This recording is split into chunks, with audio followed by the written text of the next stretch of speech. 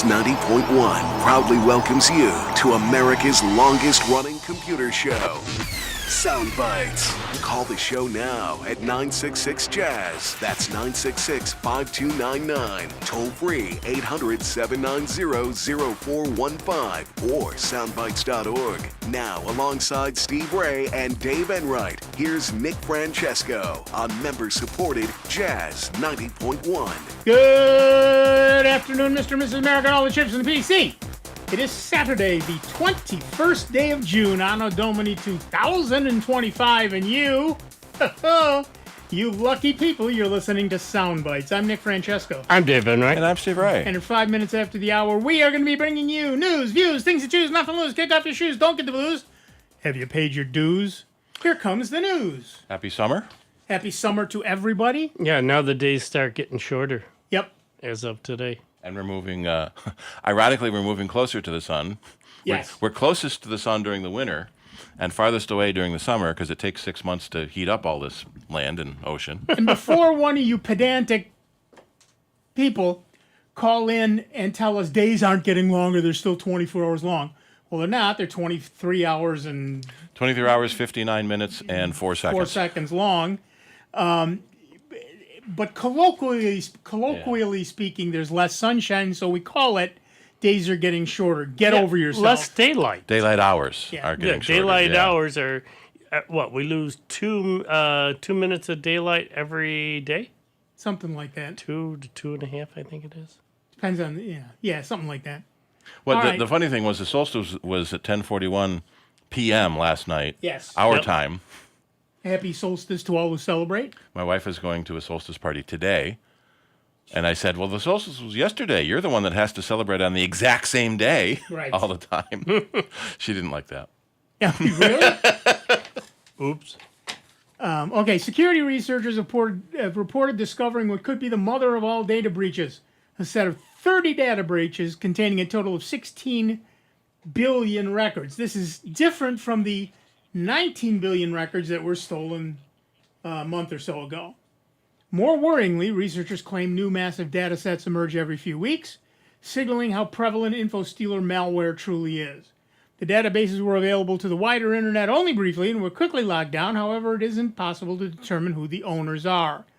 It is probable that much of the information overlaps, making it virtually impossible to determine exactly how many people were affected. It's also important to note that some 5.5 billion people have access to the internet today, meaning that many people have multiple compromised accounts. Unprotected databases continue to be the most common cause of data leaks. For years, security researchers have been warning that many organizations do not understand the shared responsibility model of cloud services and that they are required to safeguard and secure the data they generate. It is to say, many of the systems administrators we have out there today are morons.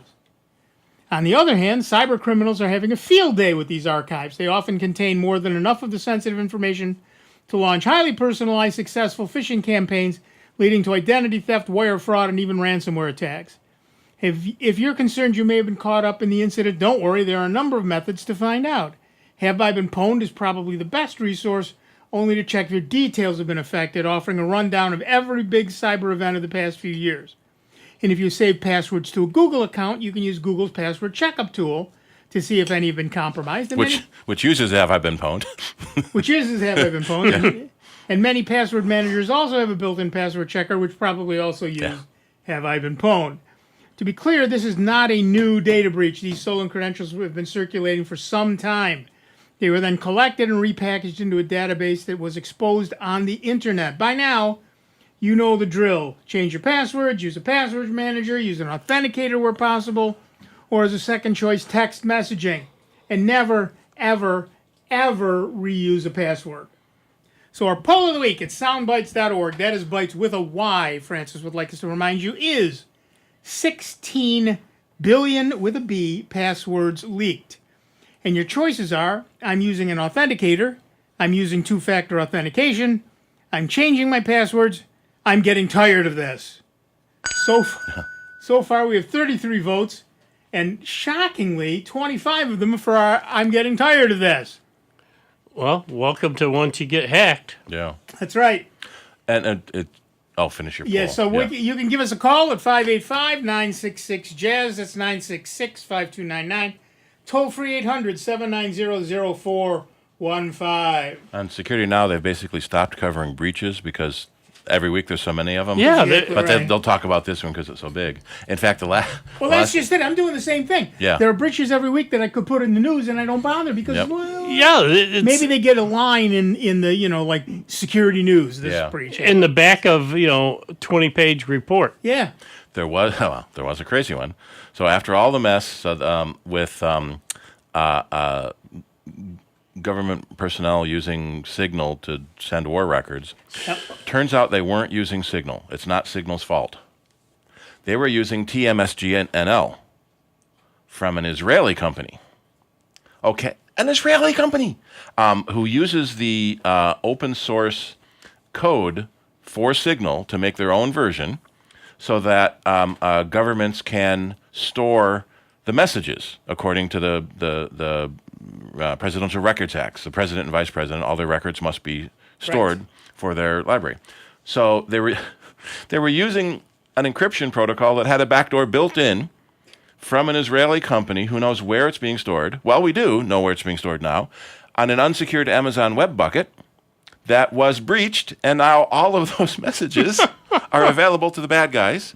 404 Media did a big investigation on that, and were able to confirm the messages, the attendees to the meetings, and it wasn't just federal; it's state, local governments all over the world are using this tool that has a backdoor built in and nothing secure on it. Yes, your messages are secure end to end from phone to phone, and then they're placed in an unsecure storage location. One of the problems we have is, and it's not just Amazon storage buckets, it's every online storage bucket. They are inherently not secure. You can do a lot to secure them, but they are inherently not secure. You'd think that Amazon would turn security on by default, because especially after all these problems have started coming up. But then, you get locked out of your own account. What do you do? Right, and security is hard. Yeah. Look, if I wanted to, I could set up absolutely secure email between you and me. Yep. I have to install PGP. I have to create a private key. I have to send you the public key. We could have a key party. We have a key party. Yeah. You have to install the public key. You have to start using it. Yep. It's the old thought experiment. You can turn on any light, but 200 people have to flip their switch simultaneously. Mm-hmm. They joke about it on Secure Now. The only secure communication is two people standing in an empty field, miles from anybody, under a tarp, naked. And whispering. In each other's ears. And that's assuming you trust the other person. Yeah. So yeah, once you tell them your secret, then who knows? Right. Yeah. Exactly. So, look, if you're going to be secure on the internet, if you're using something like Google Docs, they can be secured, but that means you have to have a very, very strong password on your Google account, which is the same one you use for email and everything else.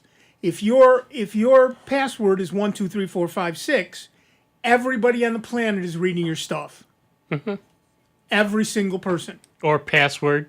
Or if it's password, or trust no one. Yeah, So if you have a strong password, the likelihood that they can break your encryption goes down the stronger your password gets. But it's up to you to put in a strong password. And the thing is, they don't have to break the encryption. You basically think they can't break the encryption. Right. What they can do is grab it before it's encrypted on your phone with a malware program, Right. or after it's decrypted at the other end with malware on the phone. Right. And so for Google Docs and Google Sheets and all that stuff, again, that's secure based on is your connection secure? Yeah. And is your password strong? if you're using something like NPass to keep your passwords secure, that's encrypted locally, and you can then save that encrypted file on, for example, Google Docs, and it's encrypted separately from Google Docs. So as long as you used a different password for NPass and a strong password for NPass, then your passwords are secure. Even if you then use your fingerprint to open it on your phone or whatever, it's still secure. A lot of people don't realize there's two types of secure.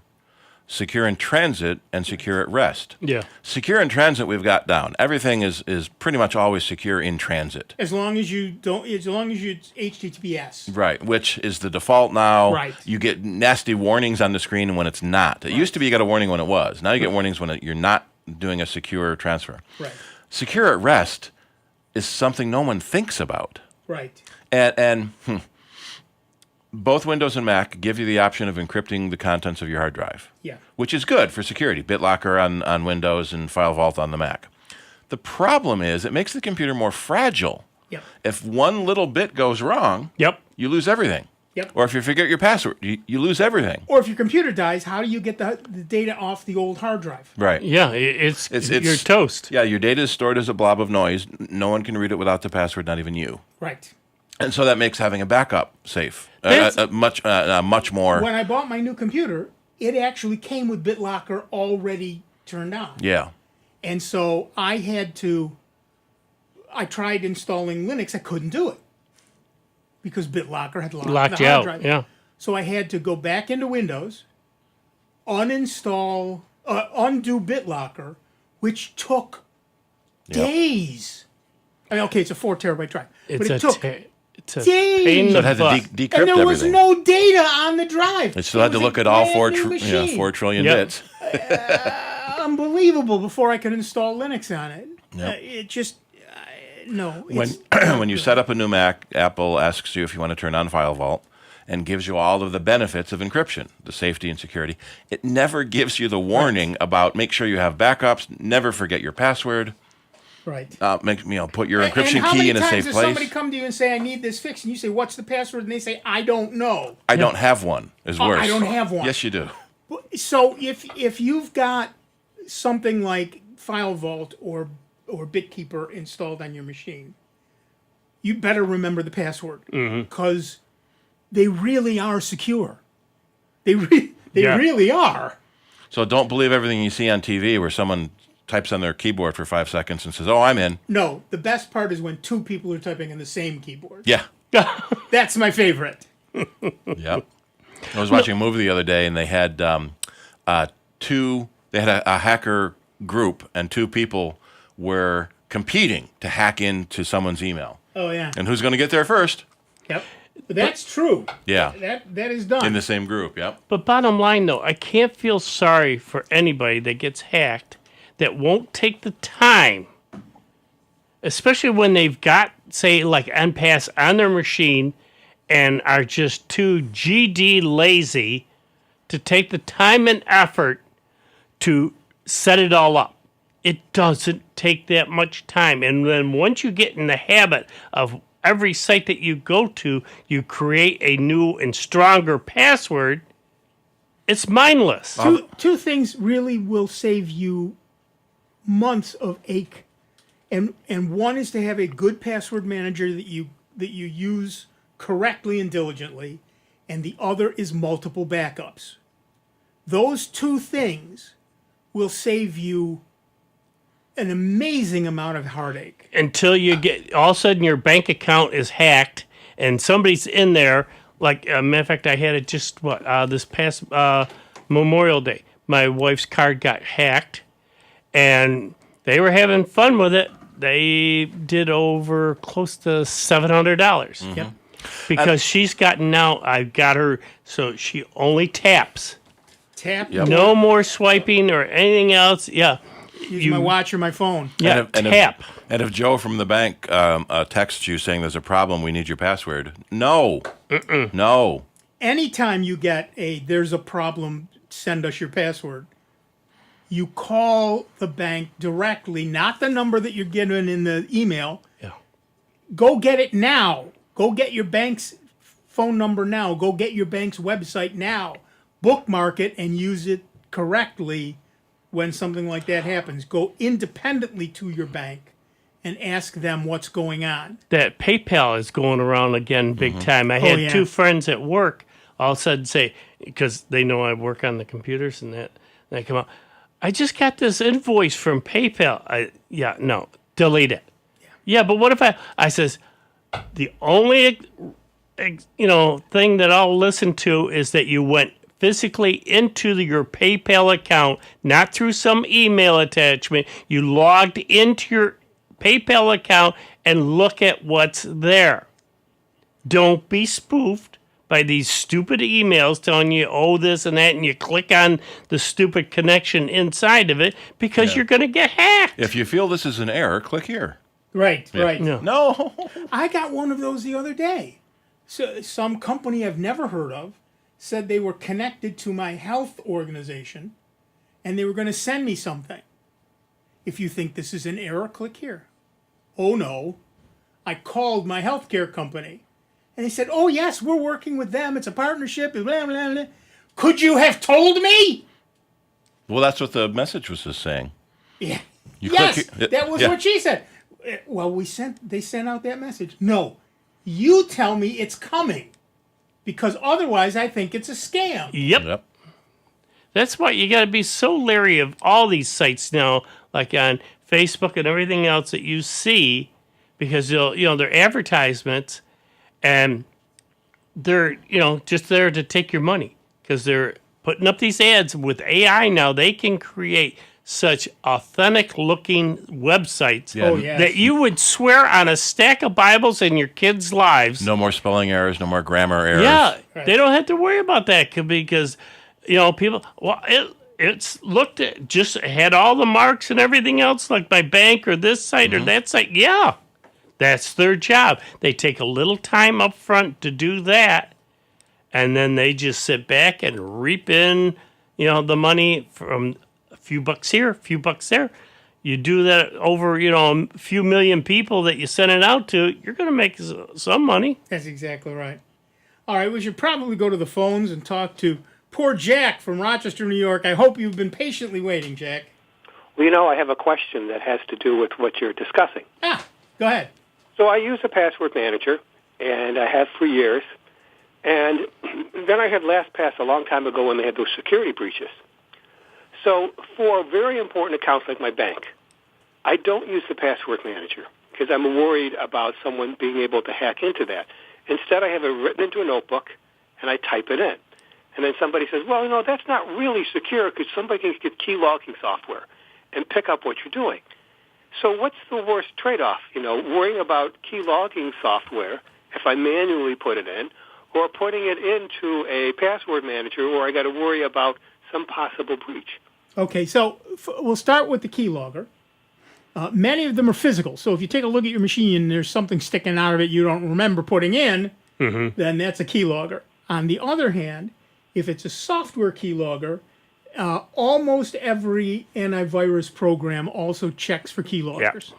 So as long as you're running an antivirus program, you should be okay. In addition to that, you can, on many computers these days, find a fingerprint reader, either on a laptop or as a USB thing that you can add and set up. And that's more secure. And what's really secure, of course, is if you can use an authenticator. And that's an app on your phone. And you say, okay, I'm going to add Google to the authenticator. And you tell Google and you tell the authenticator.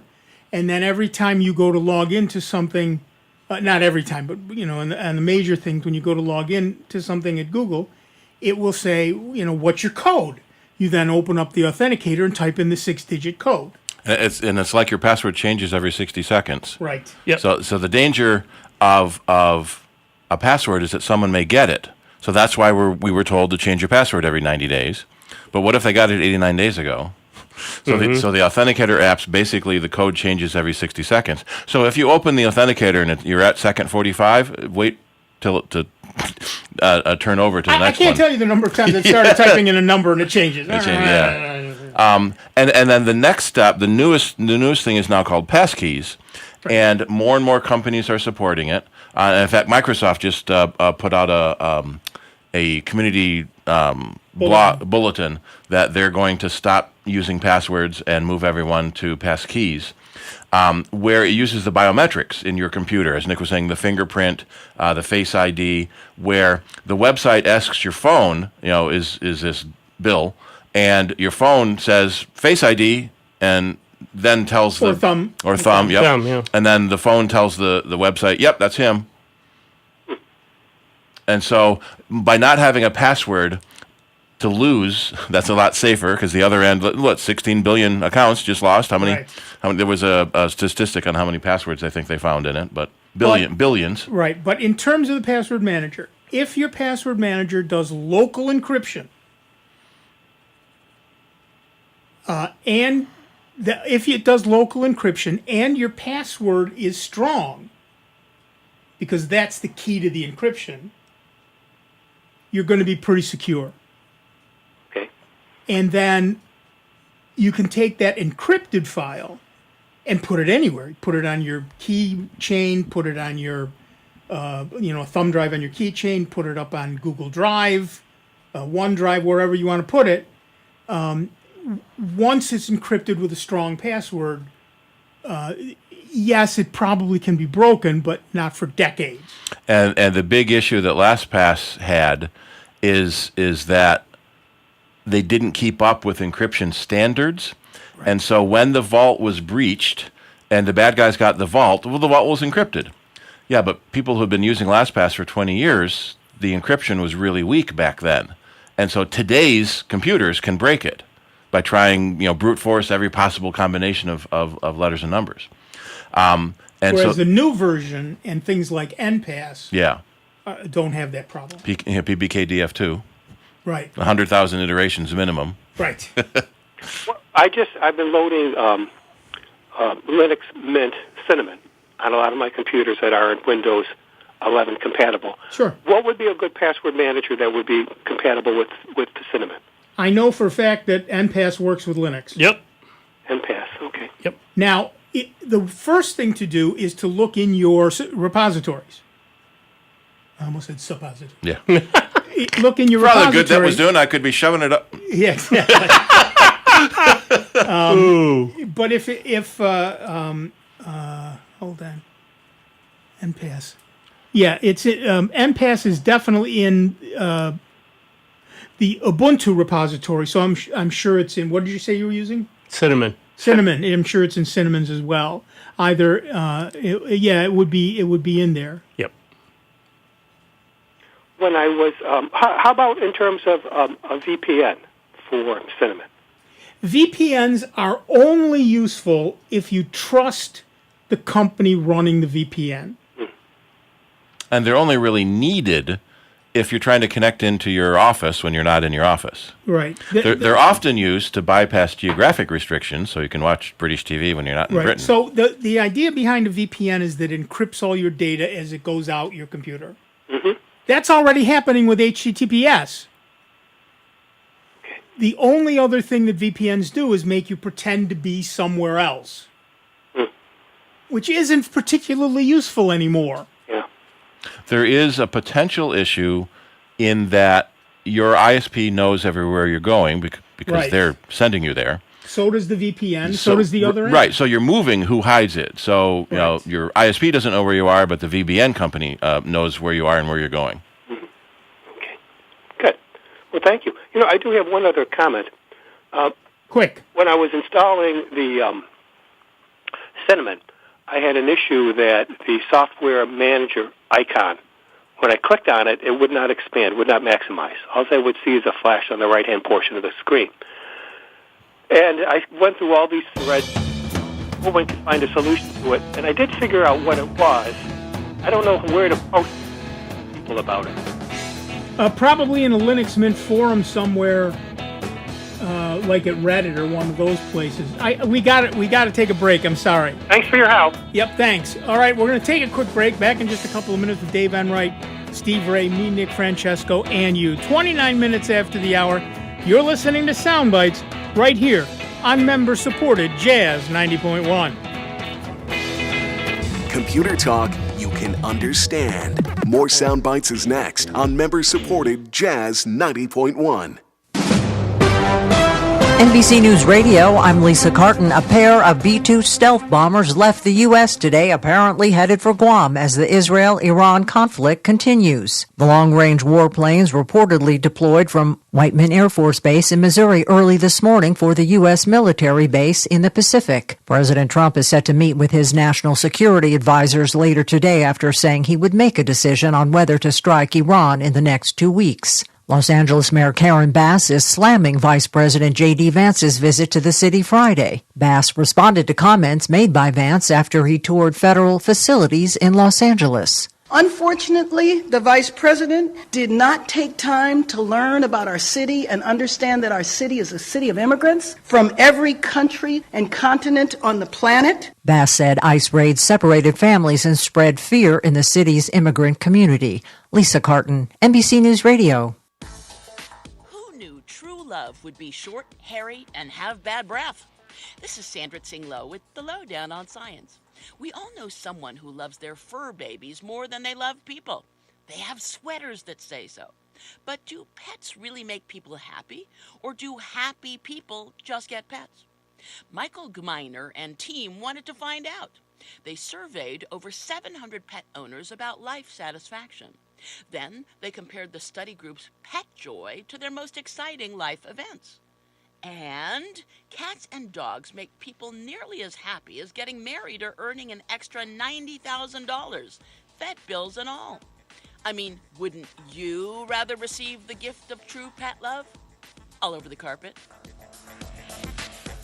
The Lowdown on Science is a production of University of California Irvine Science Communication and LAist 89.3. I'm Michelle Martin, in for Christian McBride on Jazz Night in America.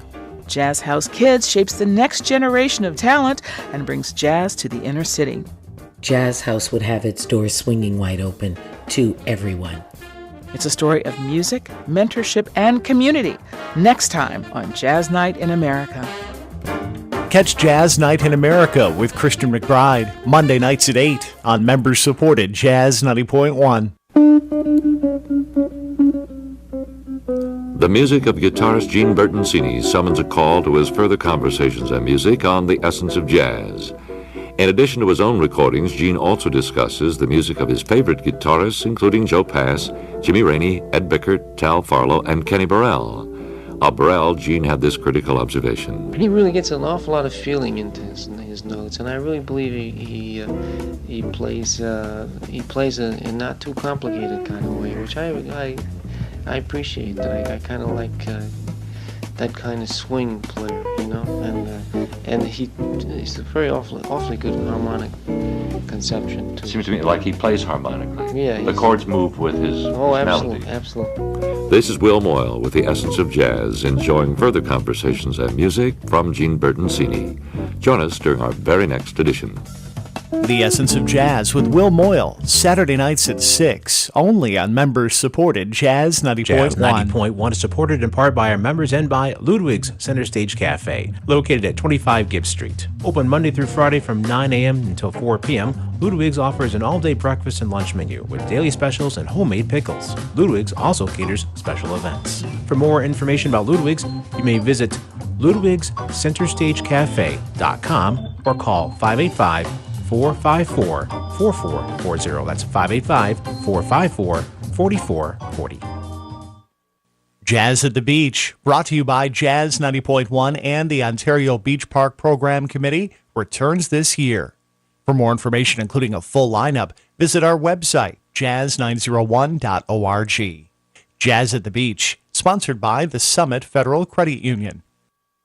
Are you thinking of adding a pet to your family? Greece Residents Assisting Stray Pets, or GRASP, is committed to reducing the number of homeless pets by placing dogs and cats into compatible, loving, permanent homes. For more information on how you can give a homeless pet a second chance through adoption, visit graspinc.org. GRASP, striving for the day when every dog and cat will live in a loving, safe, and healthy home.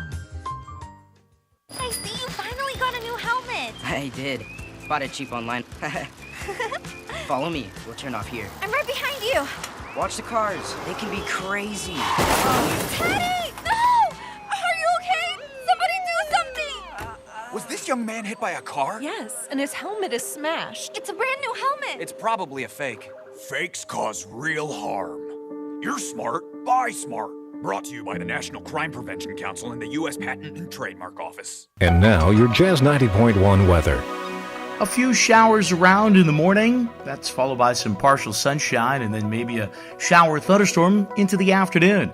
It'll be humid for your Saturday, the high temperature in the mid-80s. Coming up here for your Saturday night, it's mostly cloudy, very warm and muggy, with a couple of showers and thundery downpours in the evening, the overnight low in the mid-70s. On Sunday, it's downright hot with a top temp close to 90. Partial sun, maybe a shower, thunder shower around early on. I'm meteorologist Josh Nichols for Jazz 90.1. Yeah, it's 83 degrees out at the airport, cloudy and humid, and 82 here at member-supported Jazz 90.1.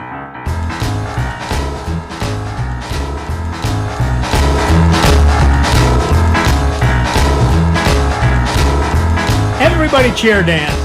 Welcome back, everybody. I'm Nick Francesco. I'm Dave Enright. And I'm Steve Ray. And at 36 minutes after the hour, we are Soundbites. Still. And for Jack, just before we got cut off there at the end. So when you find a solution to a problem, you can post it on that company's forum. So Linux Mint has their own forums. Right. Or as Cinnamon. As Nick said, Reddit will often have subreddits on specific flavors of Linux, and so subreddits on everything. On everything, everything you can think of, and a lot of things you can't. Yeah, a lot of things you don't want to. Yeah. So yeah, there's lots of places to publish that stuff, and it's great that you want to because that's the kind of thing that helps the community. Yeah, it keeps the community growing stronger and better protected and a better product. Right, and also not only to post things, but also you can go there to find things out. Yep. You know, many times when you do a Google search, it leads you to a Reddit post. Yep. Which also, goes to the thing of support them. Again, through people, supporting instead of just leeching helps make better products. Yep. Right. As far as shareware and everything else that we've got out there. So many programs. I've donated, just a few bucks here or a few bucks there.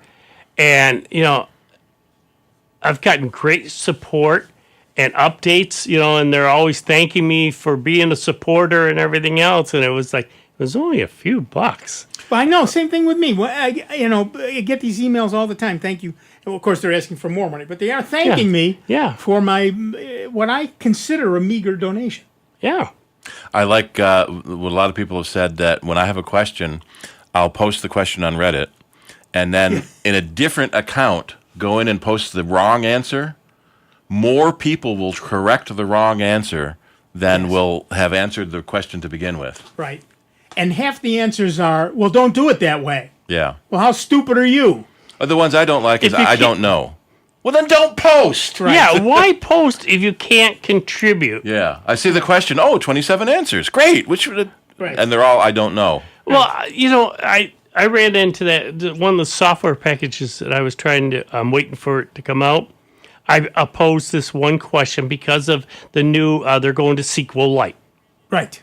And I was asking a question, whether we'll be able to put it out in multiple radios. I got so many other comments that weren't even related to it. And I go, what the fudge? Yep. If you're not going to comment on the question, what has it got to do with it? Don't bother answering it. At least on some forums, you get a thumbs up or a thumbs down. Yeah. You can at least thumbs down the ones that are I don't know. Stupidity. Right. They just like to throw a comment in there, I think. Yep. All right, to the news. Microsoft. Microsoft has announced that it will start updating security defaults for all Microsoft 365 tenants, as they call them, in July to block access to SharePoint, OneDrive, and Office files via legacy authentication protocols. This is basically what we were just talking about. These changes will also address application access permissions that can expose organizations to unnecessary security risks. The rollout is set to begin in mid-July 2025 with an estimated completion date by August 2025. Bless you, my son. Microsoft acknowledged, and again, a new issue caused by the June 2025 security updates, causing the Dynamic Host Configuration Protocol, or DHCP service, to freeze on some Windows Server systems. On Windows Server systems, the DHCP service automates assigning IP addresses and other network configurations, reducing network administration and ensuring reliable IP access configuration in Windows networks. In affected environments, the new DHCP known issue confirmed by Microsoft over the weekend prevents renewals of unicast IP addresses from applying correctly across network devices, which, by the way, causes enormous numbers of problems. The password era is ending, Microsoft warns, as it moves quickly to push 1 billion-plus users to make changes before it's too late. It's not alone. Google is also telling its users to move away from passwords, with most accounts now at risk. The answer is passkeys, which is what both Microsoft and Google suggest as the phishing-resistant alternative users should now move to. Google warns that more than half of users don't even use two-factor authentication yet, never mind passkeys, so there's some serious ground to cover. Microsoft's Family tool is reportedly preventing I have a joke for that I am not going to tell. Microsoft's Family tool is reportedly preventing the Chrome browser from opening on some devices. Enabling family safety on Windows causes Chrome to close immediately after opening or fail to launch at all. Other web browsers like Firefox or Opera or Microsoft Edge are unaffected. The family safety feature is often used by schools and parents through Microsoft 365 subscriptions to limit online access for children. Shockingly, it seems Microsoft Edge is not affected at all, even though it shares much of its code base with Chrome. So, which browser is your favorite and why? Give us a call, 585-966-JAZZ. It's 966-5299, toll free, 800-790-0415. There's a. You could turn your mic on. That's I allowed. can turn it back on. Thank you. Didn't want to sneeze into the mic. There's a interesting security implication. All the browsers will save passwords for you. If you log into a Google account, Firefox account, Apple account. But they're only as good as your password for that account. So if someone gets your Google account, they get all your Google passwords too. Right. And your Apple account and your Apple. That's why you need strong passwords. Yep. And most of us don't have those. Especially for email. Right. Most of the time, people tell me they don't have an email password because their computer remembers it for them. Right. Well, you got a new computer. This one doesn't know it, so we have to tell it. We have to tell it what your computer is. Got to remember it at least once. Yep. That's why you have a password manager. Yep. All right, to the phones. Our next caller is Matt from Batavia, New York. What's up, Matt? I've seen damage that YouTube has been doing with my uBlock Origin Lite. They're shutting a lot of stuff down. That's not the big topic and issue today. The big topic and issue today is, have you guys ever heard of a Flipper Zero? How do they get away with this? People stealing Bluetooth garage security codes and all that and things like that. I just don't know how it's being able to allow to be made and sold here. Yeah. Okay, so for those of you who don't know, Flipper Zero is a multi-tool, they're calling it, a multi-tool for geeks. Multi-pass. You're right. And it was originally designed for pen testers, people who penetration testers, people whose job it is to break into companies legally and then tell them how they did it so they could fix it. That's what a pen tester is. And it was best movie ever is Sneakers with Robert Redford. Robert Redford.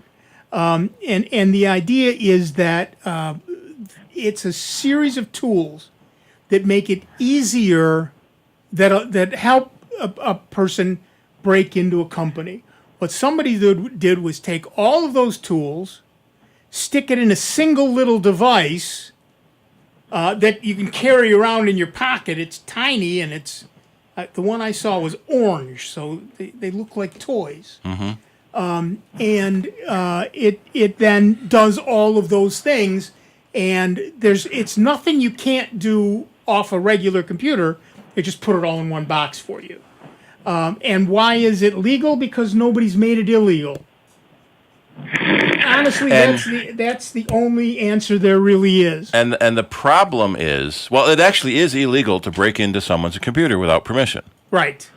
It is not illegal to have the tools to break into someone's because the good guys need those tools. Right. There have been a lot of cases where a good guy shows a security fault to a company, and the company sticks the police on them. In fact, what was the guy that actually died? I can't think of his name. I can't remember his name, he was persecuted and prosecuted so much he committed suicide. Yep. He was the good guy trying to point out a flaw. And so a lot of security researchers are scared of this happening. And so if you can find a company that has it's usually called a bug bounty, some official statement saying that if you find a flaw, we're not going to prosecute you. They need those same tools also. So that's the problem. Right. And there were groups that used to be called tiger teams. I don't know if that's still a term they use, but they used to be called tiger teams. And they were hired by companies to break into that. Now we've got red teams and blue teams. Now we got red teams, blue teams. Red versus blue. Right. But basically the idea was it is not illegal to own the tool. It is only illegal if you use it. If you use it illegally. Illegally, right. So if you are hired, so for example, if you're hired by a company, your tiger team is hired by a company to break into their business and then tell them how you did it, that's actually not illegal. Yep. Because they're giving you permission to do that. And you need to have the tools to do that. There is a distribution of Linux called Kali Linux, Kali, that comes with all of those tools. All the Flipper people did was package those into a little toy. And there's a code block called Metasploit. Right. Where that's the software that the bad guys use, and every time some new exploit is found, it's added to the Metasploit for the bad guys to use. So the good guys look at that too to find out. That's what we call a 0 day, is when the good guys find a problem in the wild that no one knew about before it was found. Right. So, for example, Kali Linux, again, has every single one of those tools. And you can go to the Kali website, kali.org, Kali, and download Kali Linux, put it on a computer, and do all the same things that Flipper Zero does. Because owning those tools is not illegal. Depends on how you use them. And the same thing is true of Flipper Zero. So, for example, back when I was the systems administrator for the company that I worked for, I downloaded Kali Linux and spent a lot of time breaking into my own systems so that I could fix them. If I'd had Flipper Zero at the time, I would have walked around the building carrying that instead of a big heavy laptop. It's kind of like having a car.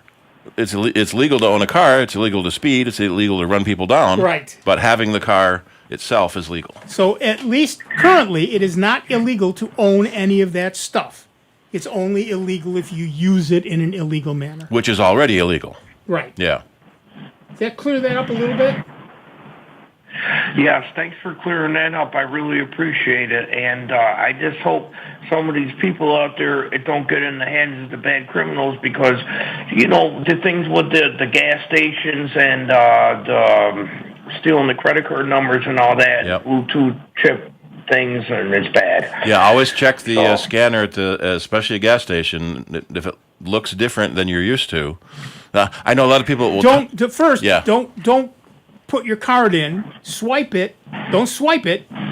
Tap it, or use your phone, or use your watch, or something else. I know a lot of people will tug on the card reader just to make sure Right, it's just to make not sure. an add-on. Because that's what the bad guys do. They'll put a fake card reader on top of the real one.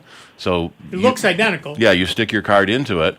The bad guy gets all your card information while it goes in and completes the purchase like normal. Yeah, because it's just a 3D printer, thin plastic that Yeah. they snap on over it. Right.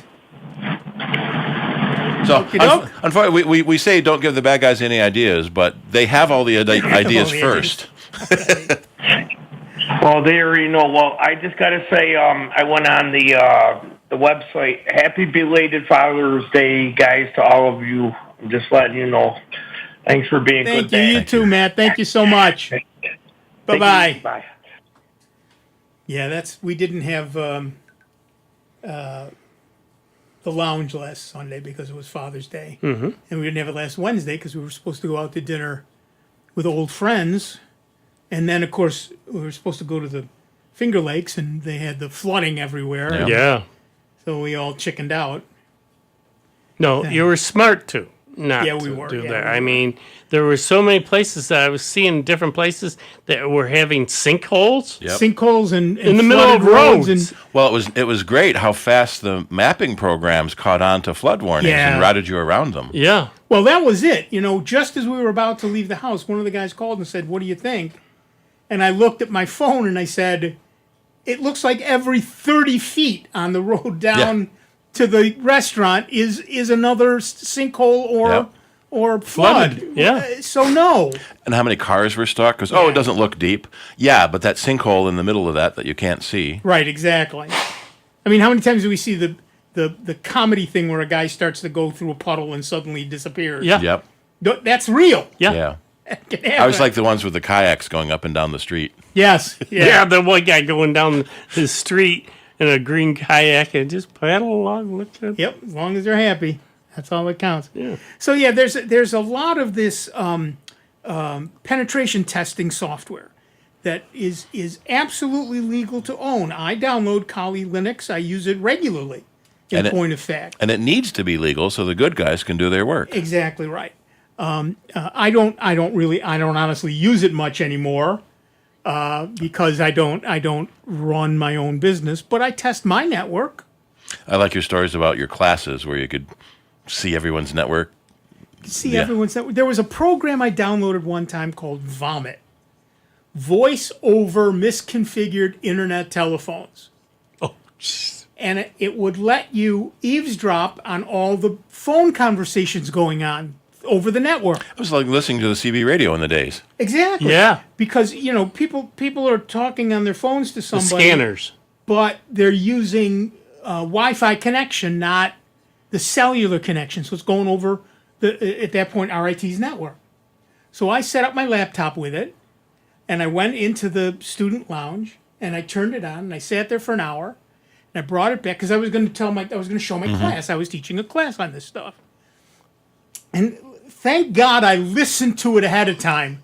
There was nothing I felt comfortable presenting in front of my class. Hi, honey, I'm going to be late coming home tonight. Click. Hi, honey, I'm on my way over. That sort of thing, yes. Yeah. And people who were graphic about it. I was expecting, hey, do you want to meet for lunch? Or, Yeah. have you gotten that assignment? When is it due? Oh, no. There was a whole lot of hormones going on in that lounge at that time of day. Although not to be outdone, with Vomit, there's the opposite called Spit. Spam over IP telephony. Oh, I like it. So I found a group talking about Vomit and Spit. Nice. But yes, that's a thing. So if you are using an internet telephone, nowadays they're more encrypted. Nowadays they're better encrypted. And back in the very early days they weren't encrypted at all because the internet. Wow. And then later the encryption was bad, and now the encryption is actually pretty good. Except there was a 1990 law with Kalia where police were able to force the telephone companies to put a back door so that they can get call logs. You see that on cop shows all the time. They click a couple buttons and get the call log. Yep. They have to pay $2-3 every time they ask. But that's all you have to pay. Yeah. And as the companies have made it easy to set up police portals, Yep. And so it's easy to get into one of those when you're not really the police. Yeah, exactly. And so the Chinese hackers have been in our phone system for 20 years, and there's no way to get them out without shutting down every single telephone in the country and replacing all the hardware with new hardware and brand new software that came from write-only media. Right. Or Well, read-only media. That's what I was telling you before. One of the Bofang radios. They're a $29 radio, and you don't have to have a ham license if you're not going to broadcast on it. Right. You can set it up to literally scan any of the phone or police bands or anything else that you can listen to. And you can have it start at one end of the low end of the band and go right on up to the end of it. And it will sit there for, depending on how long you want to sit there and listen, and it'll just keep going up the band till it hits a signal. And then if you want to, if something's going on, you can just hit the PTT button and it'll stop there. And then you can continue on once that conversation goes on. Yep. But yeah, it'll do it all for you. And it's just a little handheld radio that you can sit there and have it scan. And the question is, it's coming from China. So is there some sort of software in there that's sending any conversation? Because you can legally transmit. Right, I can. Is there software inside that $29 radio that's sending your stuff back to China? You cannot know. No, you don't know. You cannot know. And that always annoyed me about the panic over Kaspersky software, because he's Russian. The Russians could demand he put a backdoor in. Well, the U.S. government could demand Symantec put a backdoor in. Right, and have. And yeah.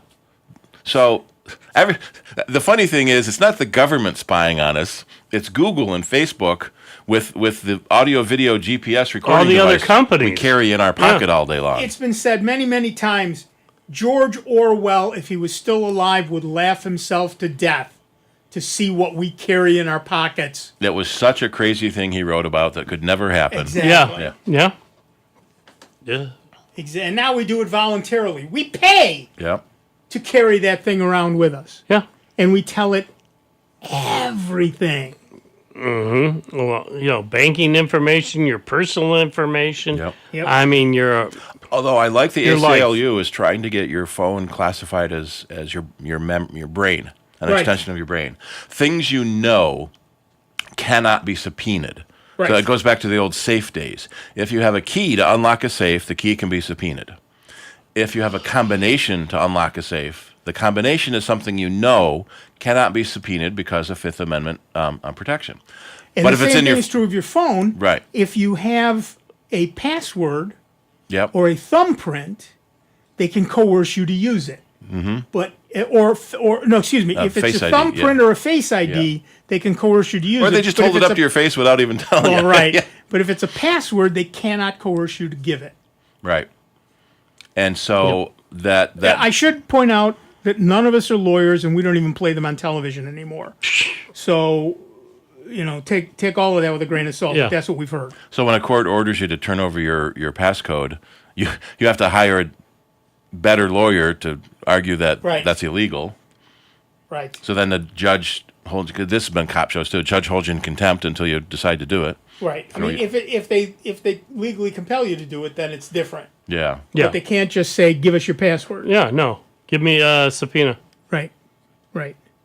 So yeah, it's there's just a whole lot out there. But to go back to Flipper Zero and Kali and things like that, they are perfectly legal to own. Mm-hmm. They may not be legal to use depending on where you use them, but they are perfectly legal to own. Mm-hmm. And like I said, I've got thumb drive with Kali Linux on it, and I've used it many times at work, and now I use it at home once in a while to check my network. And I hasten to say, nobody else's network, just mine. And that's what I got a little upset that Google got in trouble for collecting network names. Part of their Street View cars, as they're driving around taking pictures of streets, is they collect network names to help associate the location of that picture. Right. Because every network broadcasts its name. But they got in trouble for collecting them. It's in the radio. Why? Well, take a look at Amazon Sidewalk. Yeah. Okay. That music tells us that we are done with the first hour of this show, but don't despair. There's a whole other hour of the longest running computer show in the known universe coming your way. Plenty of time to despair. So you have time, plenty of time to despair. Dave Enright, Steve Ray, me, Nick Francesco, your calls, but only if you give us a call at 585-966-JAZZ. That's 966-5299. Or toll free at 800-790-0415. Take a bio break, do what you got to do, but come on back because there's a whole lot more sound bites coming your way right here on the truly great and truly grateful to you that we are member-supported Jazz 90.1. Online 24 hours a day, 7 days a week at soundbytes.org. More with Nick Francesco, Dave Enright, and Steve Ray next on member-supported Jazz 90.1. Before you call into our show, please make note of the following rules. 1, turn your radio down. 2, turn your radio down lower. 3, remember, nobody has invented a good-sounding speakerphone yet. Don't use them. 4, make sure you have a point. It makes for a more interesting show. 5, calling does not guarantee you'll get on the air. No whining. 6, if you do get on the air, please do not tell the host what you just told the screener. We don't care. And 7, is that radio turned down yet? We hope this will make for a more enjoyable program, and we thank you for your time. This is 90.1 WGMC Greece Rochester, a public service of the Greece Central School District and official media partner of this year's Rochester International Jazz Festival. Streaming online at jazz901.org. NBC News Radio, I'm Lisa Carton. A pair of B-2 stealth bombers left the U.S. today, apparently headed for Guam as the Israel-Iran conflict continues. The long-range warplanes reportedly deployed from Whiteman Air Force Base in Missouri early this morning for the U.S. military base in the Pacific. President Trump is set to meet with his national security advisors later today after saying he would make a decision on whether to strike Iran in the next 2 weeks. Los Angeles Mayor Karen Bass is slamming Vice President J.D. Vance's visit to the city Friday. Bass responded to comments made by Vance after he toured federal facilities in Los Angeles. Unfortunately, the Vice President did not take time to learn about our city and understand that our city is a city of immigrants from every country and continent on the planet. Bass said ICE raids separated families and spread fear in the city's immigrant community. Lisa Carton, NBC News Radio.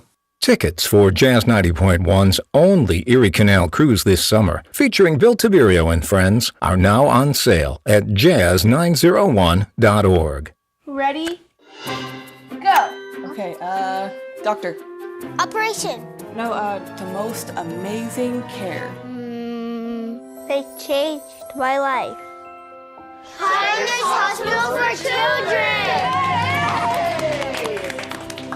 Because people just like you, kids like me, can play in the game of life. Thank you! Go to loveshriners.org right away. Thank you! Jazz 90.1 is supported in part by our members and by the 2025 Saratoga Jazz Festival, running Saturday and Sunday, June 28th and 29th, at the Saratoga Performing Arts Center in Saratoga Springs. The festival this year will feature Gary Clark Jr., Kenny Garrett, Lettuce, Corey Wong, and Trombone Shorty. To learn more and to purchase tickets to the 2025 Saratoga Jazz Festival, you may look online at spac.org. That's spac.org. Calling all veterans. Veterans Outreach Center wants you. We provide essential services for veterans in the greater Rochester area. Get employment assistance, health and wellness support, residential services, food, clothing, and so much more. VOC, serving those who serve us for over 50 years. Visit vocroc.org or call 585-546-1081 today to learn more. We are Lions International, the world's largest service organization. We are volunteers committed to strengthening our communities and supporting those in need, one act of kindness at a time. For more than a century, Lions have been serving a world in need, right here in our community and around the world. Lions International makes the impossible possible. This is your invitation to join us, because the only thing missing from our mission to make a difference is you. Visit lionsclubs.org to find a local Lions Club near you. Everyone has a community, a neighborhood, school, place of worship, or other chosen groups. Communities can provide support when you need it, including helping your kids avoid underage drinking and other substance use. Learn more at talktheyhearyou.samhsa.gov. You must call 811 at least 2 to 3 business days before any digging project. So before you do this or this, make sure you do this. For digging projects big or small, make the call to 811. Welcome back to America's longest-running computer show, Sound Bytes, on member-supported Jazz 90.1. Get online now. Call 966-JAZZ. That's 966-5299. Toll-free 800-790-0415. Or submit your question by email at soundbytes.org. Once again, here's Nick Francesco, Dave Enright, and Steve Ray on member-supported Jazz 90.1. Welcome back, everybody. I'm Nick Francesco. He's not listening either. Dave Enright. And I'm Steve Ray. I don't know what's on your phone, but it's clearly more important than this show. It was. Okay, good. And at 5 minutes after the hour, we are Soundbites, and Dave's back to his phone.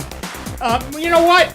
Interrupt him. Give us a call at 585-966-JAZZ. That's 966-5299. Toll free 800-790-0415. You read that, and I'll refill your water.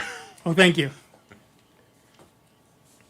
It's been nearly a week since Google rolled out the stable Android 16 build for Pixel devices. While the update brings and it's going to roll out to other things as time goes on, so remain calm. While it brings a few cool features and has been mostly stable, it also introduced a couple of issues, which I haven't found yet, so I'm very thankful for that. Soon after Android 16 began rolling out, users reported the back navigation gesture became unresponsive. Earlier this week, reports surfaced of tap to wake not working on some Pixel devices after updating to Android 16. Google seems to have fixed the former at least, while the issue doesn't seem to be widespread. If you're still facing it, restarting the device is currently the only workaround. Some users noted that the bug surfaces more often when using third-party launchers, and switching back to the Pixel launcher might help. Still, it's frustrating that Google has addressed the bug internally, but hasn't released the fix. We don't yet know when the next Android 16 update will arrive, but the best guess is sometime next month, alongside the July security patch, meaning users might wait another 2 weeks or more for the fix to arrive. Google Messages is widely rolling out features like snooze notifications and delete for everyone to the stable channel. For the list of chats in the app, long pressing on a conversation reveals a new snooze icon, a clock. Tapping brings up the snooze notification panel and says that other members will not see you have snoozed this chat. There are 4 increments, 1 hour, 8 hours, 24 hours, and always. After doing so, the conversation will be grayed out with a snooze icon underneath the time date.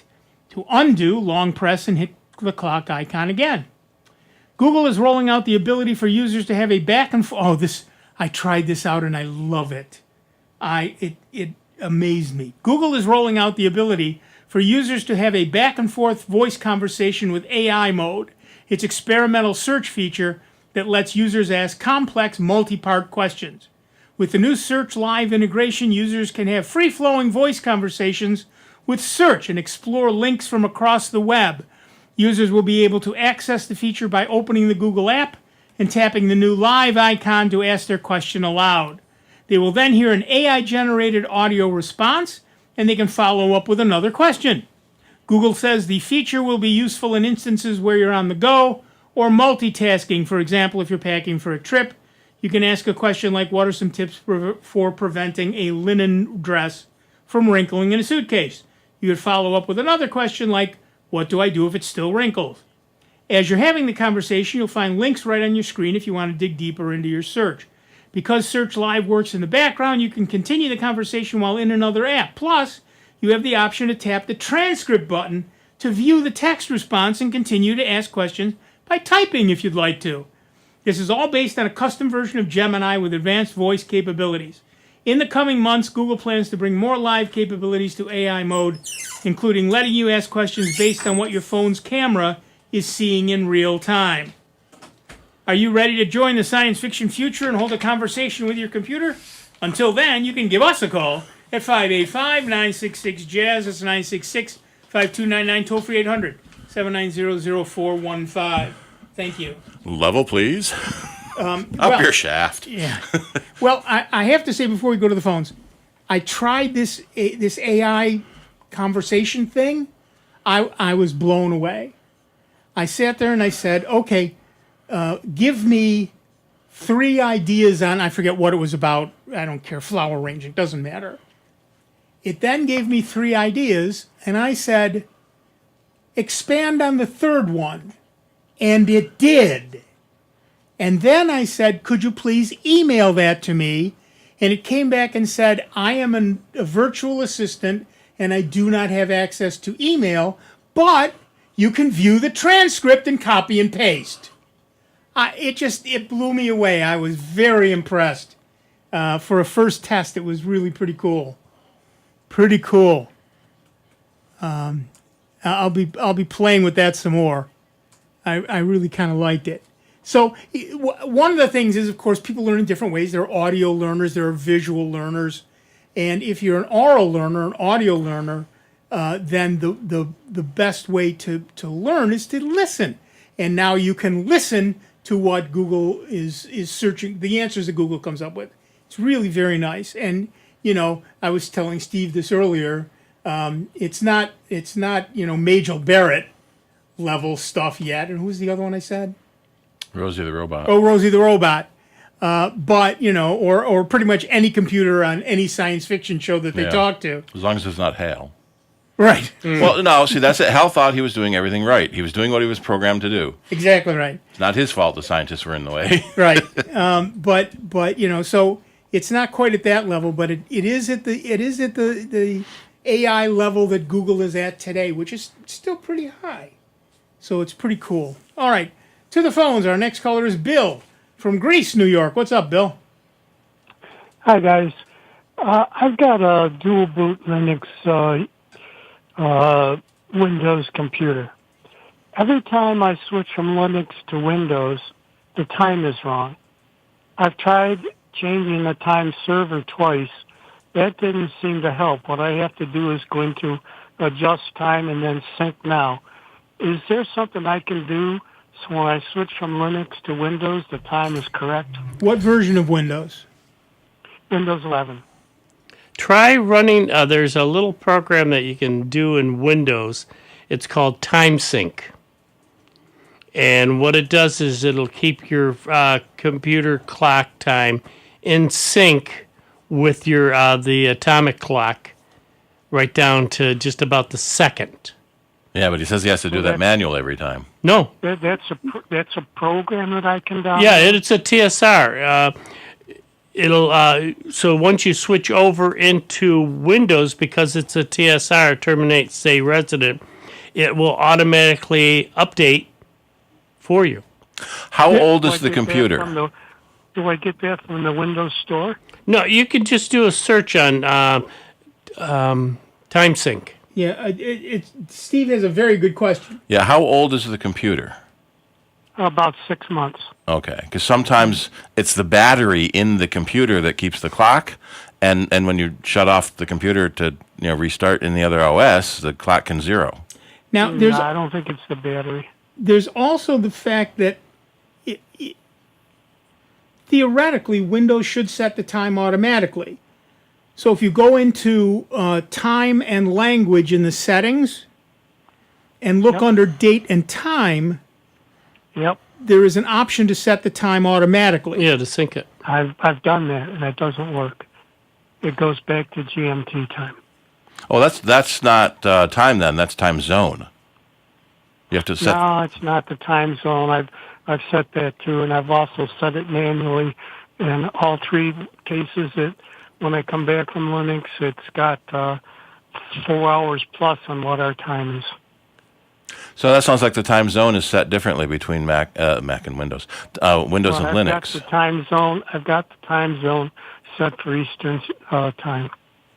Try, like I say, it won't hurt. I mean, it's just a simple program that you, in the Windows, you download and install. Yeah, there's too many things called time sync that I'm not finding anything I tried that looks looking official at enough. time sync, and I couldn't find anything that I tried 2 or 3, and they didn't do anything, and I started worrying about putting more stuff in the registry. Here's something in the FOSS library.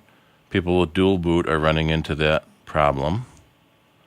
In Linux, you fix it in Linux, and then Windows knows. So there's a... Oh, that's an interesting point. Yeah. Hi, how are you? If either the time or the zone are set wrong in Linux, it might change correctly in Linux. I get the correct time in Linux. The other place to look is in your BIOS, because Linux picks its time from Windows picks its time from the BIOS. So check in your BIOS to see what it's set to, both in terms of the time and the time zone. And there's a Linux command, time and date CTL, to set your local time to the computer's built-in clock. So you can try setting that in Linux at the command line. And I'm posting a link to that now. So that's something to try there, too. Okay, thanks. I'll look it up. Thank you. Yeah, I would try the BIOS first, actually. Yeah, because generally when the OS loads, it looks at the internet and syncs the time. Right. So if you're using Wi-Fi, that may take 10 or 15 seconds to rejoin the Wi-Fi. Right. I've got a cable. Okay. Even so. So it should rejoin. And yeah, Ethernet is faster reconnecting than Wi-Fi, but... Yeah, but even so, but again, if the computer itself is telling Windows it's in a different time zone, Windows may be saying, okay, I'll use that time zone instead. So check the BIOS. Okay. All right. Good luck. Let us know. Thanks. Yeah, like I say, there's I'd have to see the name of but it was called TimeSync that I have to use on my computers up there in the ham room, because one program that I use, it's literally all based on timing, and it's got to be within a second. Yeah, I'm seeing of one syncing. I'm seeing one called Net Time, one called Atomic Clock Sync, one called Dimension, Fourth Dimension. It's because you're setting the fourth dimension. I would like that one, just for the pun alone. Just for the name, yeah. The internet runs on time. Yeah. It's that simple. And so keeping time is important. In most cases, it doesn't matter what the actual clock time is. What matters is that the pulses are the same. So, for example, for Ethernet and for Wi-Fi. But when it comes to the sort of programs that Steve runs, that Dave runs, you want to have, and for your logs and for just everything else that the average person does, you want to have the correct date time. And most machines will do that. But because there are at least 3 places you can set it, they all have to agree in order to get the right time. And the GPS system is heavily dependent on being able to know the right time. Right. And it proved Einstein's theory of relativity, because we have to take into account the gravitational effects on time. Even the ISS, which is only orbiting at 400 kilometers, their time is slightly different. So Scott Kelly, who spent almost a year in space, is now a few milliseconds younger than he was before, with his twin brother back on Earth. And the GPS satellites are often at the 20,000-mile orbit. Right. So the farther away you are from a gravity well, the slower time goes. Right. All right, back to the phones. Our next caller is Fred from Henrietta, New York. What's up, Fred? Well, I had the same problem that the previous caller had a couple of years ago, and I can't give you the exact. I can give you the exact commands, but they're probably out of date. But what you have to do is change a default file on your Linux system from UTC equals yes to UTC equals no, and that's what fixes the problem. Here's the command I did again a few years ago with Ubuntu. It's sudo nano /etc/default/rc capital S. That'll open up some default file for your clock stuff, and you got to look for UTC equals yes, change it to UTC equals no, and then save it. Excellent. Thank you. This is not going to be not going to be the exact stuff that he's looking for now, but that's what he's got to look for is changing UTC equals yes to no. I ran through this exact same problem again a number of years ago.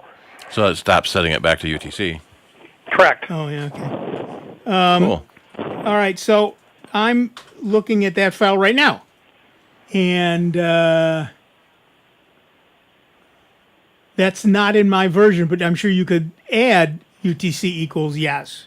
Well, this says change it from, like I said, this is Ubuntu 14, so this has been a while ago. Right. Like I say, I'm sure things have changed, but you're looking for something like this in whatever version of Linux he's using now. Right. Very, very good. Thank you so much. Good luck. Thanks. Bye-bye. Bye. Yeah, like I said, there's multiple places you can change stuff, and it gets weird how they interact with each other as well. You wouldn't think that Linux installation would in any way affect the Windows installation, but particularly if it makes a BIOS change, it could. So you want to be aware that those things happen, and that's why we get the big bucks. And speaking of, I see. Okay. Our next caller is Martin from Greece, New York. What's up, Martin? I called a couple weeks ago about a file sharing problem with OneDrive, and you guys indicated I needed to take my files to the desktop because everything was under my personal folder in OneDrive. Okay. And what I discovered that somehow even my desktop is in my personal folder.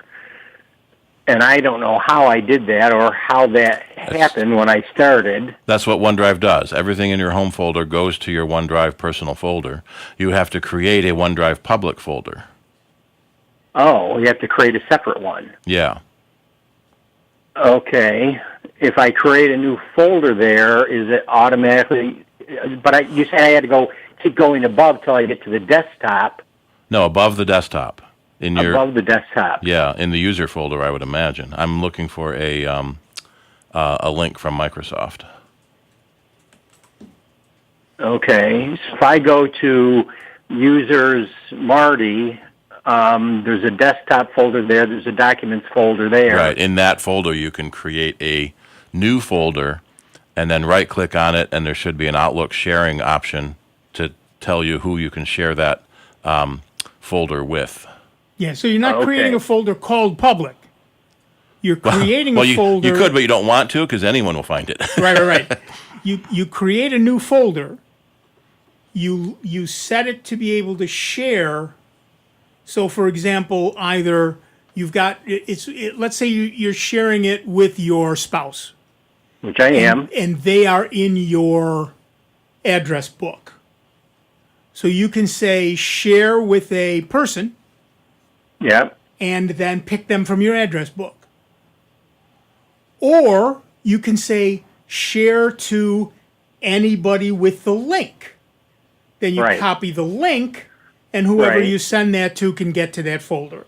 All right. That's what I had been doing, but they were in my personal folder, and that's what you guys indicated it wouldn't work. So now I'm in, for example, my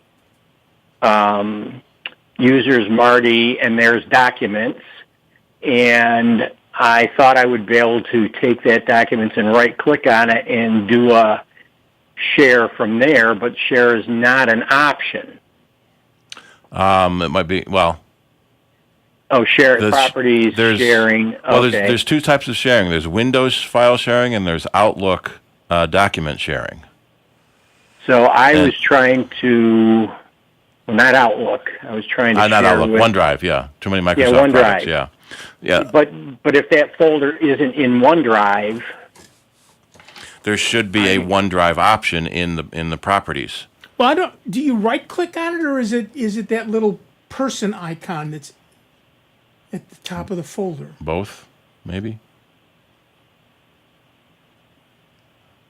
I don't have it. Okay, so in that same folder is a OneDrive folder.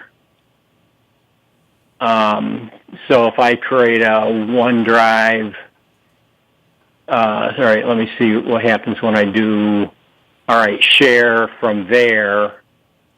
So there is share as an option. Okay, that might do it. So I think I was able to do this a couple weeks ago, but I couldn't recreate it. But I still sent that file, or I created a new file, shared it. The other person got it, but it still will only open, you probably don't remember, but we're using OpenOffice. And I save them as an XLS file, for example, send it to him, and he can only view it. Right. He can't open it and modify it. In that link setting menu, there's a button that says Allow Editing. Right, and I believe I tried that. I'll have to try it again now that I'm in a different location. Because we want to be able to share this stuff back and forth and update them continuously. Okay, so this is a couple different things. Can I be honest? Yep. It's way easier to do this in Google Drive. Well, I tried it in Google Drive, to be honest with you, and I was having the exact same problem. Because I also have Google Drive. Interesting. So how is it different or better? Well, because in Google Drive, there's a share button, and I said, here's, I want to share it to anybody with the link. I sent the link to Steve, and he can now log into the exact same file I'm in. We can edit it simultaneously. I see his edits, he sees my edits. Yeah, and that's using a Google Doc. Yeah, that's what I said, didn't I? Google Drive. Google Drive. Excuse me, I beg your pardon. You can Google share. Docs. You can share other document types in Google Drive, like you do with OneDrive. But if you use Google Docs, then you can both be in the file at the same time as well. So you have. So if I send him a file that's an XLS file, and he tries to open it in OpenOffice, even though I set up his OpenOffice to open XLS files, it was still opening it in a read-only format. Because you have to set the permissions properly when you're sharing a file. It may be easier to share a folder. And when you say you're sending him the file? I'm sending, it was similar to OneDrive where you send him a link. Okay, and it would open up, but he could only view it, not edit it. I was having the exact same problem with both of them. That's often true if you download it. If you edit it online, either with Google Docs or with Microsoft 365, you do not have that problem. But yes, if you're going to download it and send it to someone, you lose simultaneous editing and a whole bunch of other things. Right. But if that's the way you're going to do it, then you do have to set the permissions correctly to allow them to not just view it, but to edit it. So, for example, when I shared the link with Steve to the Soundbites caller list, I had to tell it he was an editor. Right. Otherwise, he could only view it. Okay. Is it better to try and do this? If I do this with Google Docs, where is the file actually located? In Google Docs. So the two of you can edit it simultaneously. It remains online. Synchronization is automatic. You both see exactly the same thing at the same time. There's no point at which one of you has an outdated copy. And then the second half of that is Google Drive will sync that file to your local computer as well. Okay. So this might be better off with Google Docs. But if he just clicks it, it should open then in Google Docs with editability. He doesn't actually download it. It stays there, and then it gets copied to my local drive probably when it's done. Right. Well, you can copy it to your local drive, and it does the sync in the background. It doesn't matter. Right, okay. You tell it you want to be able to work offline. Right. And then it will do all the syncing in the background. You don't have to do anything. If you want to do simultaneous editing, it has to be in Google Docs Online. Right. Yeah, okay. We don't usually do that. Right. Okay. All right. We got to take a break. Back in just a couple of minutes. Dave Enright, Steve Ray, me, Nick Francesco, and you. 29 minutes after the hour. Soundbites, member-supported Jazz 90.1. It's America's longest-running computer show. Back to more Soundbites with Nick, Dave, and Steve. Next on member-supported Jazz 90.1. NBC News Radio, I'm Lisa Carton. A pair of B-2 stealth bombers left the U.S. today, apparently headed for Guam as the Israel-Iran conflict continues. The long-range warplanes reportedly deployed from Whiteman Air Force Base in Missouri early this morning for the U.S. military base in the Pacific. President Trump is set to meet with his national security advisors later today after saying he would make a decision on whether to strike Iran in the next 2 weeks. Los Angeles Mayor Karen Bass is slamming Vice President J.D. Vance's visit to the city Friday. Bass responded to comments made by Vance after he toured federal facilities in Los Angeles. Unfortunately, the Vice President did not take time to learn about our city and understand that our city is a city of immigrants from every country and continent on the planet. Bass said ICE raids separated families and spread fear in the city's immigrant community. Lisa Carton, NBC News Radio. Blue, pink, or white hydrangea flower color depends on the type and soil pH. Hi, I'm Melinda Myers, horticulturist and gardening expert. White hydrangeas are always white no matter your soil pH. New introductions of pink and ruby-colored Annabelle-type hydrangeas have increased our options. Panicle hydrangea flowers start out white or lime green, then fade to pink or red. Changing the soil pH or adding aluminum to the soil will not make these blue. The popular pink and blue flowering big-leaf hydrangeas produce pink flowers in high pH soils where aluminum is bound to the soil and unavailable to the plants. You'll have blue flowers in acidic soil where the aluminum can be absorbed by the plants. Adding aluminum sulfate can help those gardening in high pH soil grow blue flowers. Repeated use over time can result in aluminum toxicity. Check out our website for this and other gardening tips. I'm Michelle Martin, in for Christian McBride on Jazz Night in America. Jazz House Kids shapes the next generation of talent and brings jazz to the inner city. Jazz House would have its doors swinging wide open to everyone. It's a story of music, mentorship, and community. Next time on Jazz Night in America. Catch Jazz Night in America with Christian McBride, Monday nights at 8 on member-supported Jazz 90.1. Jazz at the Beach, brought to you by Jazz 90.1 and the Ontario Beach Park Program Committee, returns this year. For more information, including a full lineup, visit our website, jazz901.org. Jazz at the Beach, sponsored by the Summit Federal Credit Union. Jazz 90.1 is supported in part by our members and by the Memorial Art Gallery. To learn more about gallery tours, special events, and membership, you may visit mag.rochester.edu. That's mag.rochester.edu. Do you know a veteran in need? Nation's Finest, through the VA's Supportive Services for Veteran Families program, helps veterans and their families struggling with rent, employment, and other housing-related costs. Today, Nation's Finest operates more than 30 locations in California, Arizona, and Nevada, helping thousands of veterans every year. Visit nationsfinest.org or call 1-833-468-9676. That's 1-833-468-9676. Hey, I'm Dave Koz here with you, inviting you to tune in this weekend when guitarist Chris Standring drops by for a visit on the Dave Koz Radio Show. Check out davekoz.com and more of your favorite weekend music this weekend on the Dave Koz Radio Show. The Dave Cos Radio Show. Tuesday nights at 6 on Jazz 90.1 and Sunday afternoons at 3 on Jazz 90.1 Smooth Grooves Radio. Being isolated and lonely can be harmful to your health, resulting in high blood pressure, a greater risk of heart disease, and early onset dementia. So it's important to build and maintain social connections. Try a new hobby, volunteer, exercise, or use your phone or other device to stay in touch. Visit connecttoeffect.org to find resources and ways to stay connected. Presented by AARP Foundation with support from United Healthcare. Here's the latest Jazz 90.1 weather forecast. A few showers around in the morning. That's followed by some partial sunshine and then maybe a shower thunderstorm into the afternoon. It'll be humid for your Saturday, the high temperature in the mid-80s.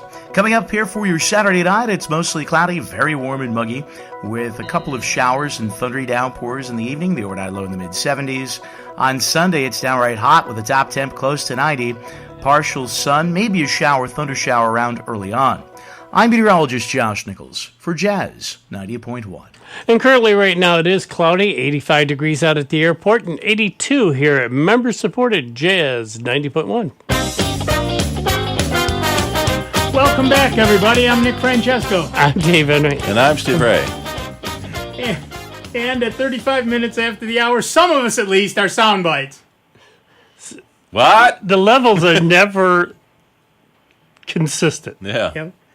And we have Walter from Greece, New York on the phone. What's up, Walter? Good afternoon to all of you there. You too. We have a situation that may be related to your conversation at the end of the first hour. In the mail, we received a solicitation from Google to join their device usage study. Have you heard of that? I have, and that may be legit. I think it definitely is, and it seems as if Google is, well, they're willing to pay to watch over everything you do on your smartphone. Yep. $540 a year if you are willing to share your website and data. Right. I mean, it seems they're getting desperate. Are they getting desperate for more stuff? Because, I mean, you have things all over the place that they can be, like you said earlier on, you're giving away for free. You'd think that Google wouldn't need to do this because they collect your data anyway. Yeah. Right. Well, but it's not legal to maintain most of it. Yeah. So, you don't get $540. No, you get points. You get points. And those points are redeemable. So if you buy books or movies or whatever, or a computer, or not a computer, but a phone or a watch, you can you can redeem those points. But basically, yes, that is a thing. As to whether it's a thing you want to do, I can't. Yeah, say, each individual's got to make their own decision. But it is a thing. Well, I can tell you that I won't be using it because I use an LG flip phone that is based on Android 4, I think. Yeah, there you go. So it's going to go nowhere. Right. And the basic idea is they want to understand how people are actually using their devices, particularly to go to the internet. Yeah. What are they actually doing with them? The theory is that's so they can make better products. Yeah. I'm sure what they are really doing is figuring out how to make more money from those products. But sure. The point is, the theory is they would. Well, they got to come up with new ideas because a lot of the ideas, as far as improving phones or word processing and all these other things that we do day to day, are in a hum mode that there's not much. Ooh and that I gotta have it. It's the latest, hottest, greatest thing. And there's also trouble brewing for Google in the courts. They've lost 2 cases. Google is a monopoly in search, and it's a monopoly in browser. Ironically, not browser, advertising. Ironically, the suggested penalty for Google's monopoly in advertising is they have to sell Chrome. Yeah, I don't get that. Well, because Chrome is where all the advertising is collected. I suppose, yeah. But Chrome is a free variant of a open source program, so nobody owns it to begin with. So how can Google sell it? And so, but if Google has a direct relationship with you, they don't have to collect advertising on the internet. Maybe that's where it's coming from. Well, and yes, and where do you go, and how does Right. it best suit their needs and all of that stuff? And that's why so many companies are now asking you to sign in. Create a free account to get any type of information from them, because then they have a direct relationship from you and they can do whatever they want with your data. Right. How did you get? Did you sign up at the site? No, they sent it to us by the mail. It just came directly to our household. In fact, it says New York State resident, and it was. They it's a bulk said mailing. we have randomly selected your household to participate in this helpful research project. Well, now I'm a little jealous that I didn't get one. Me too. And we both have Pixel phones. Yeah. So they've already got all our data. It doesn't matter. They don't need us. There you go. There you go. Can I ask you one quick Linux religion question? Please. Okay. I like to read distrowatch. I like to see how they test certain distros. I like reading the comments. And as I'm looking through distrowatch, it appears that there's a heavy emphasis now to harden Linux. And what I'm pointing to is like with OpenSUSE, they've come up with their micro immutable and revolving operating systems. Right. Call that. Do you think that's the trend that Linux is heading to, and do you think that will eventually help people want to go to Linux and get out of Windows? Well, that's a large part of it, right? Okay, so for everybody else, hardening Linux means hardening it against intrusions. Yep. Right. So whether that's viruses or malware or thieves breaking it, whatever it is, and Linux is already pretty hard. Yeah. But they want it to be harder, and as more and more breaches are shown on Windows, hardening Linux becomes more and more attractive. So yeah, I think that's one of the things. And of course, there's if you go to endof10.org, Windows 10 is dying. We all know that October 14th is the last day that you will get an update for Windows 10, and after that, you are open to everybody on the internet. And so, one of the big recommendations at endof10.org is to go to Linux. And as Linux becomes harder and harder, in terms of hardening it against intrusion, in this case, hard is better. As it becomes harder and harder, it becomes more and more a viable option and a safer option for people to take. Already very safe, in some ways much more safer than Windows. Yes. Excuse me, much more safer. What am I, 9? Much safer than Windows.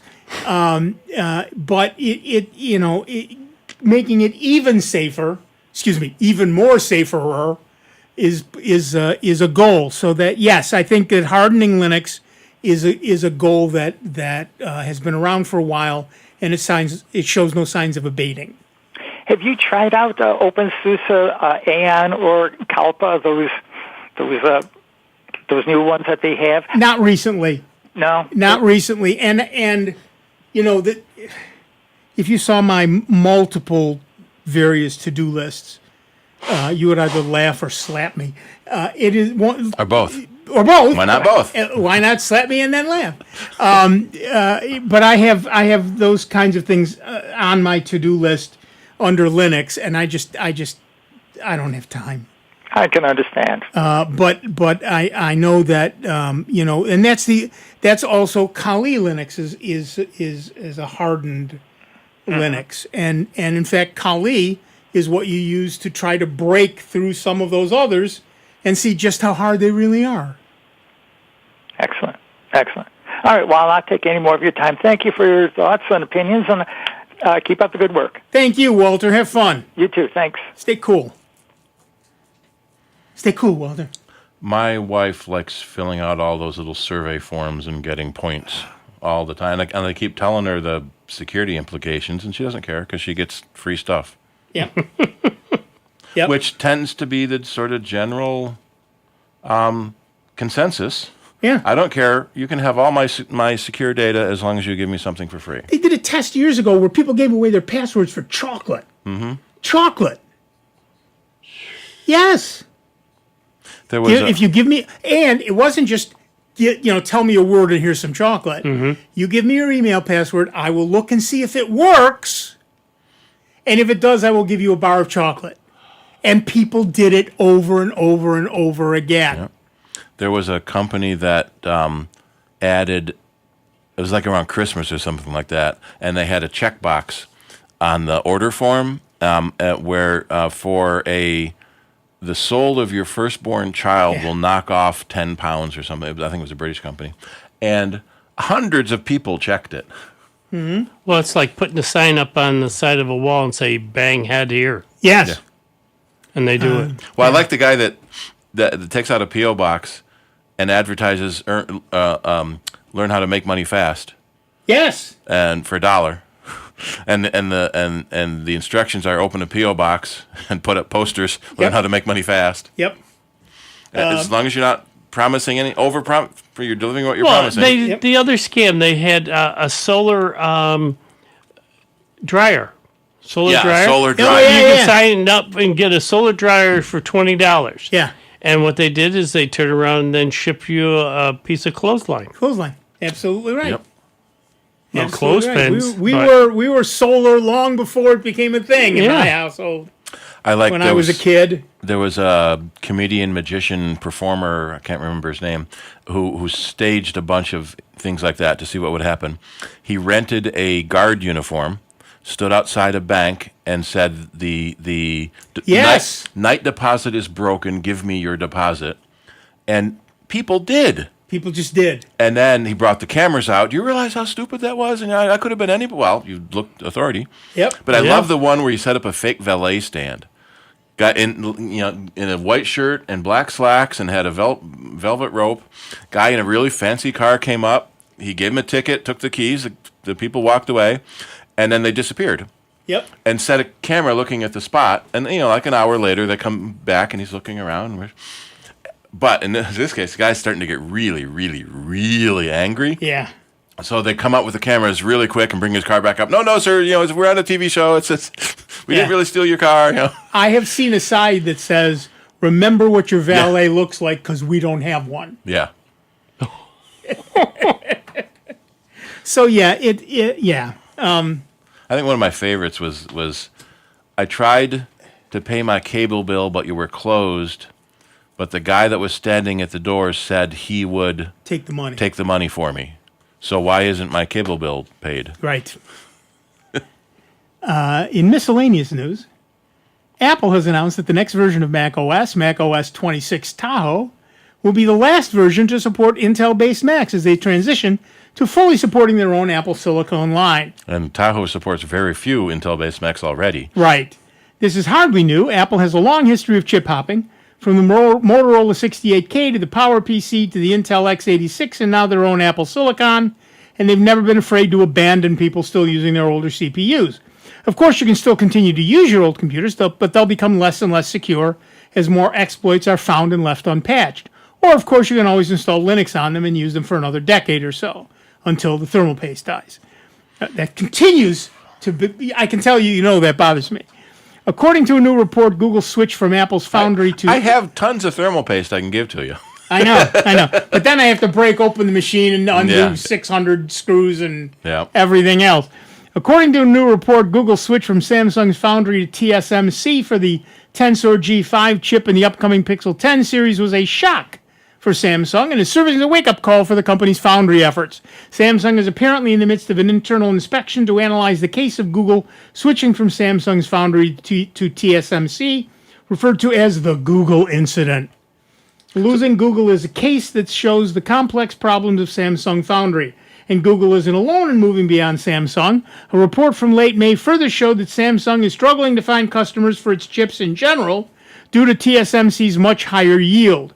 Where Samsung's yield is apparently around 50% for its 3-nanometer process, TSMC is said to be at 90%. And TSMC makes all the Apple's chips, so they don't have any production capacity left. Well, except they're building plants like mad. Yeah.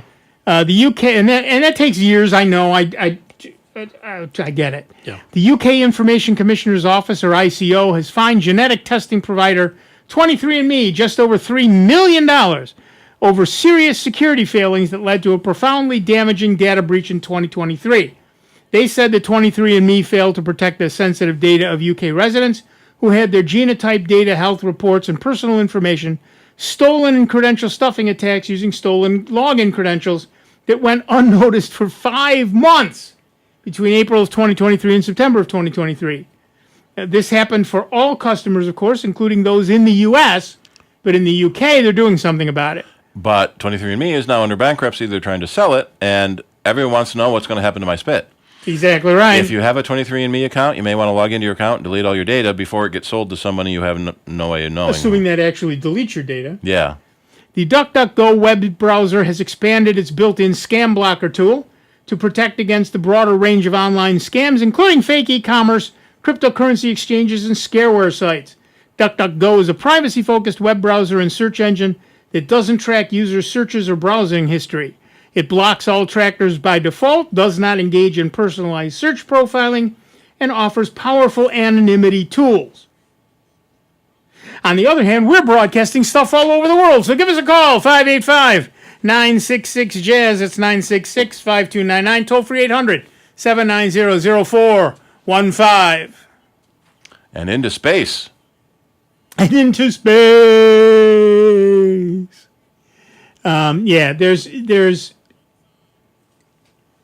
There's a whole set of controversies going on, right? Google is removing a lot of the protections that you can add into Google Chrome. In fact, we had somebody call about that, how uBlock Origin has been partially blocked by Google, and so there's now uBlock Origin Lite, which at least does some stuff. You can still run a Pi-hole, which helps, and it doesn't help with YouTube because those ads are coming from YouTube, so there's not a third-party site that they can block. But there are just a lot of ways that you can still get around it. But there are a number of browsers that are similar to Google Chrome. They're based on the same Chromium engine. Thank you. That Google uses. DuckDuckGo's browser, which is not available for Linux, I'm angry to say, is a very good one. Vivaldi is another very good one. Opera, of course, Firefox is not based on Chromium. But one of the potential remedies in the Google lawsuit is that they have to stop paying companies to be the default search. So they apparently pay Apple like $20 billion a year to be the default search in Safari. They also pay Mozilla, I forget what that was a lot lower. It was only a few $100 million.